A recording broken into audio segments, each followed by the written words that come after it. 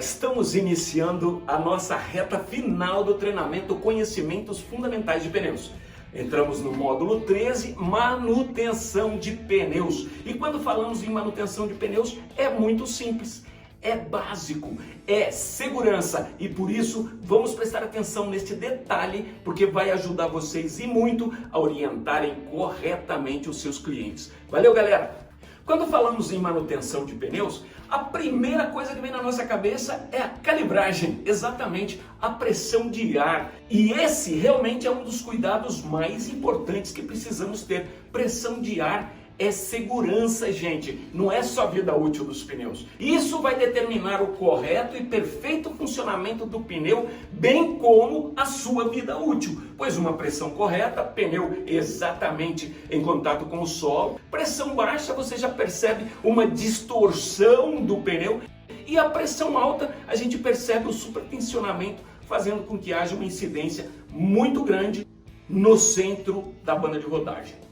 Então vamos falar da baixa pressão. O que é a baixa pressão? É a condição existente em um pneu que trabalha com a pressão de ar menor do que aquela requerida para suportar a carga e a velocidade de operação. Além do que, um pneu com baixa pressão vai reproduzir um flexionamento excessivo nas suas laterais, pressionando as extremidades da banda de rodagem no solo. Em consequência disso, eu vou ter fadiga da carcaça pelo flexionamento, quebra na área do ombro do pneu, na área do talão do pneu, quebra circunferencial ali na área dos ombros, como eu disse, e danos na área dos talões. Além disso, o desagregamento dos componentes de borracha e de tecidos e aço também. Desgaste irregular tremendo nas raias externas da banda de rodagem. Isso vai ocasionar uma vida útil menor do pneu, ok?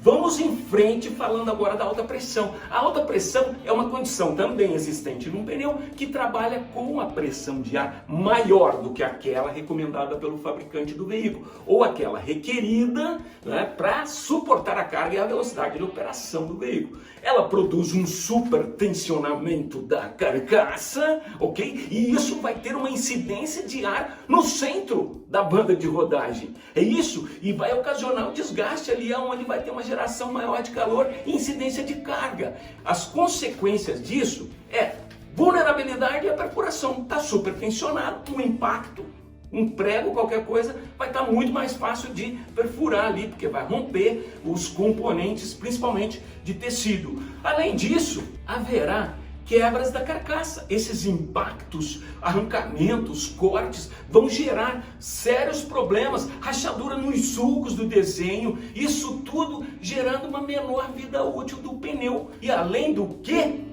menor capacidade de tração e frenagem. Pelo supertensionamento, o arredondamento da corcova da banda de rodagem vai fazer com que haja uma menor área de contato com o solo. É lógico, né? Desgaste irregular no centro da banda de rodagem. Então, gente, calibragem é tudo. Manter a calibragem perfeita é o ideal para a vida útil do seu pneu.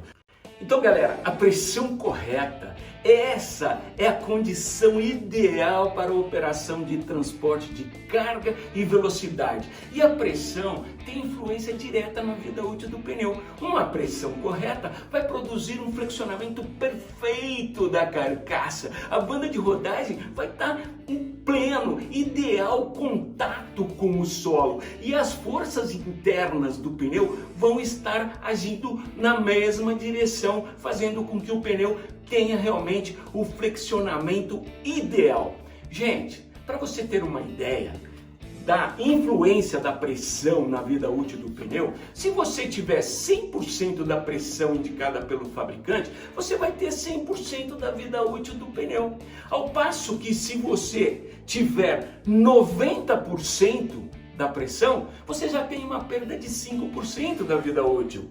Quando você tem 80% da pressão, você passa a perder 16% da vida útil do pneu. E quando atinge 70% de baixa pressão e você já tem aí uma perda de 33% da vida útil do pneu. Então a pressão de ar está totalmente relacionada com a vida útil do pneu. Preste atenção nesse detalhe. E quando você fala de 30% menos, não é muito não. É como se você usasse 32 libras de pressão e tivesse com 22, 23. Você já está com 30% menos de pressão. Está perdendo 33% da vida útil do pneu. E gastando mais combustível, porque a pressão baixa ocasiona perda de eficiência no consumo de combustível.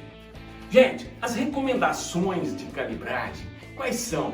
Verificar semanalmente a pressão de ar, ou pelo menos a cada 15 dias, e não sangrar os pneus. Isso significa não tirar ar quente dos pneus. Os pneus precisam ser calibrados sempre frios, ou pelo menos na temperatura ambiente, né? O pneu não pode rodar, ele rodando vai friccionar demais, vai ter excesso de temperatura e a pressão de ar ela aumenta, porque o oxigênio expande suas moléculas, fazendo com que haja um excesso de pressão no interior do pneu. Então, calibrar os pneus sempre frios. Se você estiver numa viagem, espere os pneus esfriarem.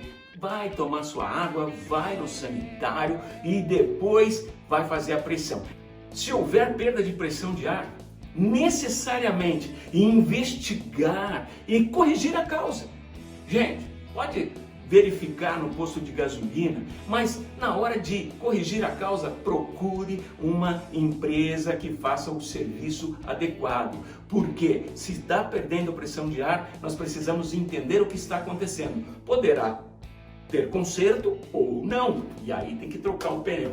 Outra coisa, gente, nós somos profissionais e precisamos entender que os nossos equipamentos têm que estar em ordem. Por isso, purgar o compressor de ar periodicamente é uma recomendação importante para que não vá umidade para dentro do pneu do nosso cliente. E isso é muito importante, porque o que acontece com a água quando está sob pressão e aquecida? Perigo até de explodir o pneu. É lógico que é um excesso de água e calor dentro desse pneu. Então, purgar o compressor de ar periodicamente é uma recomendação para qualquer loja de boa reputação. E outra condição importante para uma loja de boa reputação é a aferição dos calibradores. Sim, a aferição dos calibradores. Aferir a precisão dos calibradores periodicamente é muito importante. Para quê? Para que a gente tenha certeza que a pressão que está lá no mostrador do calibrador digital é a pressão que está dentro do pneu, tá certo? Então, gente, é importante ter um calibrador mestre aferido e semanalmente ou mensalmente, pelo menos, aferir o calibrador principal da loja. Beleza? Olha só quanta informação você pode dar e ajudar o seu cliente a obter o máximo rendimento dos pneus do carro dele. Para finalizar, é muito importante utilizar a tampa de válvula. Gente, não precisa ser aquela tampa metálica, cara, aquela tampa bonita, a tampa plástica, porque ela só vai evitar a entrada de umidade e sujeira no núcleo da válvula, que é metálico, e com umidade e sujeira vai haver corrosão e principalmente vazamento de ar. Então, utilize a tampa de válvula. Isso é muito importante para manter a pressão correta dentro do pneu e, consequentemente, uma vida útil adequada para o pneu do seu cliente. Então, gente, qual deve ser a pressão utilizada no pneu para finalizar esse nosso módulo? A pressão utilizada no pneu deverá ser sempre aquela recomendada pelo fabricante do veículo. E essa recomendação, ela vem afixada na coluna da porta do motorista ou na portinhola do tanque de combustível. Se não encontrar ali, no manual do proprietário, com certeza está lá a recomendação. Nós temos inclusive aqui o exemplo do Toyota Corolla, que traz lá a recomendação de pressão de ar para meia carga e para carga máxima. É o fabricante do veículo que sabe o peso do veículo e a estimativa de peso de 5 passageiros ou de 2 passageiros e as malas correspondentes, certo? Então, com esses dados, eles determinam a pressão correta. Por exemplo, no caso do Toyota Corolla, na dianteira 36 libras com meia carga, 36 36 libras com carga total, ou 39 libras com carga total na dianteira e 44 libras com carga total na traseira. Então, gente, observe que é muito importante a pressão de ar. Nós trouxemos o exemplo aqui, inclusive, de um veículo que sai de fábrica com equipamento original SP Sport Max 050 225 45 R17 91W. E ali está a pressão correta que deve ser utilizada. Não é 32 libras, galera. Não é 35 libras, galera. É a pressão que o fabricante do veículo está recomendando. Beleza? Faça isso. Oriente o seu cliente e com certeza ele vai obter o máximo rendimento dos pneus do carro dele para rodar com segurança e principalmente ter uma vida útil super satisfatória. Ok, galera? Tamo junto e no próximo módulo nós vamos continuar falando sobre manutenção de pneus. Por quê? Nós vamos falar de balanceamento e o balanceamento faz parte sim da manutenção de pneus. Tá certo, galera? Vamos em frente, tamo junto!